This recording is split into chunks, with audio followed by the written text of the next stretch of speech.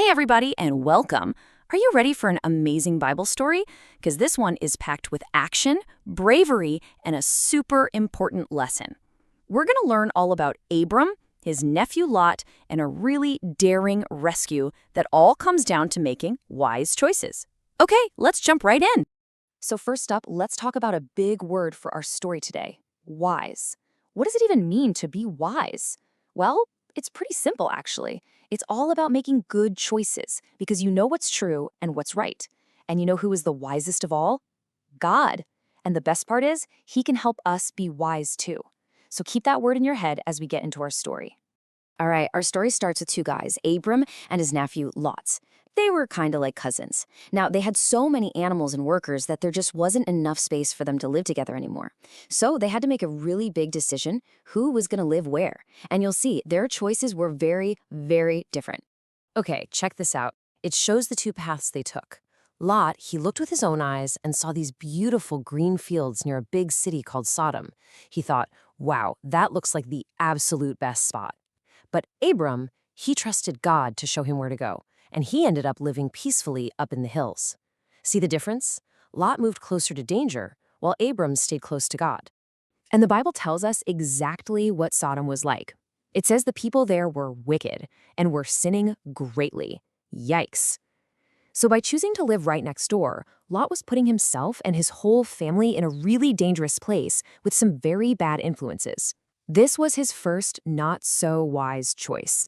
So what happens when you make an unwise choice and move closer to danger? Well, for Lot, it meant that big trouble was right around the corner. Let's see what happened next. That's right. Can you imagine? Trumpets blasting, people shouting.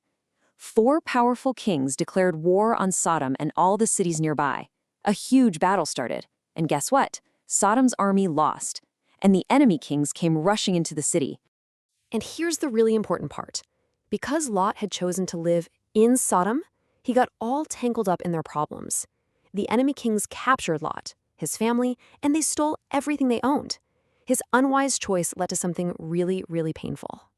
This is such a great way to think about what happened to Lot. Have you ever heard that if you put a frog in some cool water and then slowly heat it up, it won't even notice the danger and won't jump out? Well, that's kind of what happened to Lot. He moved a little closer to the sin in Sodom, and then a little closer, until he got so used to it, he didn't even see how much danger he was in. But wait, the story doesn't end there. While Lot made an unwise choice, his uncle Abram is about to make a very wise and super brave one. This is where our hero steps in. So when a messenger ran to Abram and told him Lot was captured, what do you think he did? He could have just said, well, that's Lot's problem, but he didn't. The very first thing Abram did was pray. He asked God for wisdom and for help, and then he got ready for a rescue mission. So how big was Abram's rescue team? Take a look at this number. He gathered up 318 of his trained servants. Now that might sound like a lot of people, but just wait till you see who they were up against. You got it. Abram and his 318 men were going up against the gigantic, winning armies of 4 kings. It seemed totally impossible, right? But Abram wasn't trusting in how strong his army was. He was trusting in how strong God is. And look what happened. Abram and his small team made a surprise attack in the middle of the night. And because God was with them, they won. Can you believe it? They rescued Lot, his family, all the other people, and they got back every single thing that was stolen. Abram was brave, for sure, but it was God who gave them the victory. After that incredible victory, Abram came home as a huge hero, but he still had more choices to make.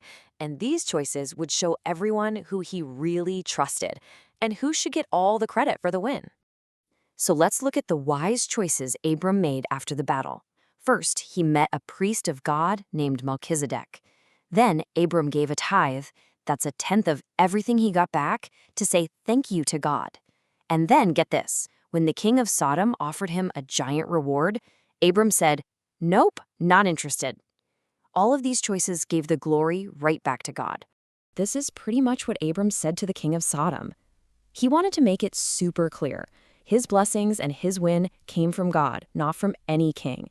He didn't want anyone to ever be able to say, "Oh yeah, I'm the one who made Abram rich." He wanted all the honor to go to God. Now that is a wise choice. Okay, so we've heard Abram's amazing story, but this isn't just something that happened a long, long time ago. It has a really powerful message for you and for me, right here, right now, about how we can make our own wise choices. This is the most important thing to remember from our whole story today. Let's try saying it together. God can help me make wise choices that are a blessing to others.